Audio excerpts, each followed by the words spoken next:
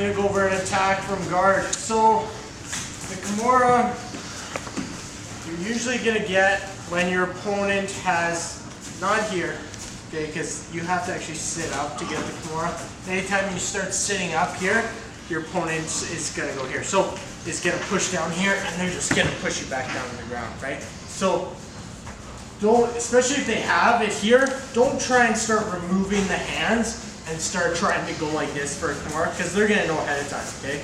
So you use it when you see your opponent's hands on the ground, okay? Or if they're pushing into you or something like that, where their hands are kind of free and not kind of in your midsection. So mainly just when they're here, okay? We're just gonna go over the basic application to start. Okay, step one, in all attacks from guard, you're gonna have to break your guard, all right?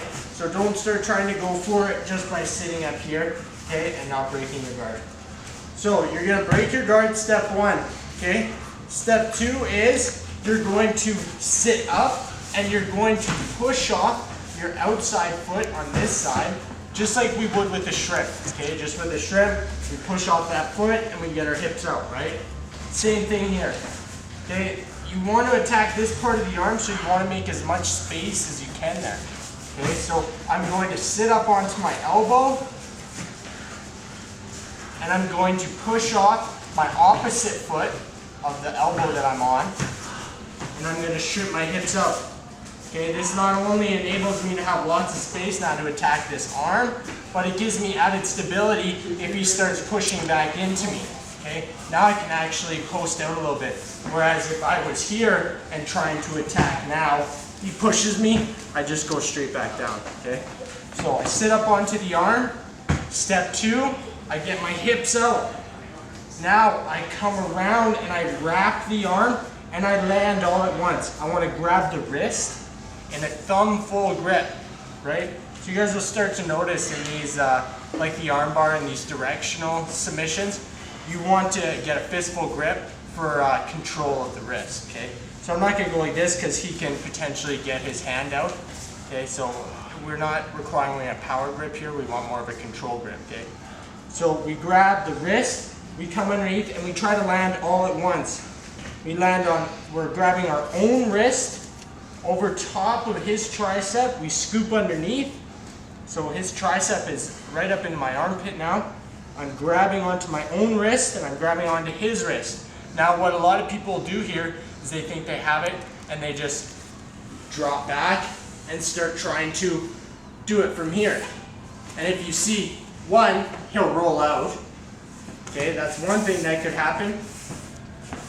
Or two, if I just close my guard here after I fall back and I start trying to get it, okay, and he starts rotating his body, I might get this.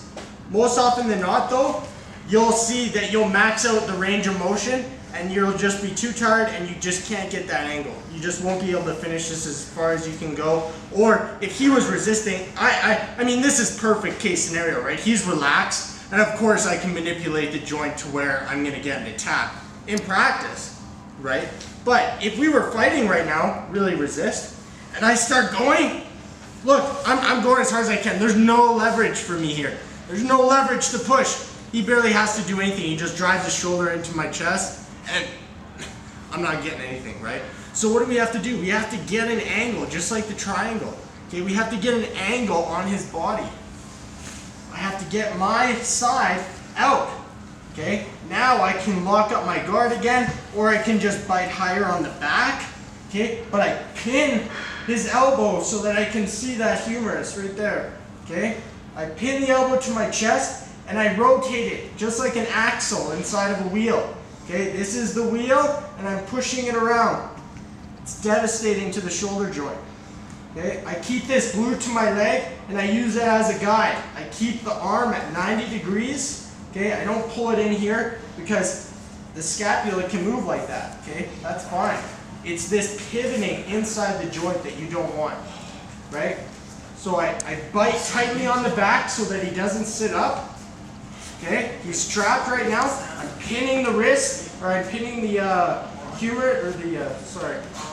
his upper arm. Okay, if you don't know what a humerus is. And I'm pushing on his wrist so that it's rotating in the socket, and he'll tap in no time. And then if they're really still fighting, you just keep getting more of an angle until you can be all the way over here, and you're just gonna tear their arm right off if they don't tap, okay? So one more time, a little bit faster. Indicator, his arms are on the ground. Great. I sit up on my elbow and I scoop my hips out. Land all at the same time. Okay, now we're not just gonna drop back. What do? We push off our back foot and we achieve that angle at the same time. I push back off my outside foot, and look, I'm turning on my elbow and my leg comes up simultaneously. Do you guys see that?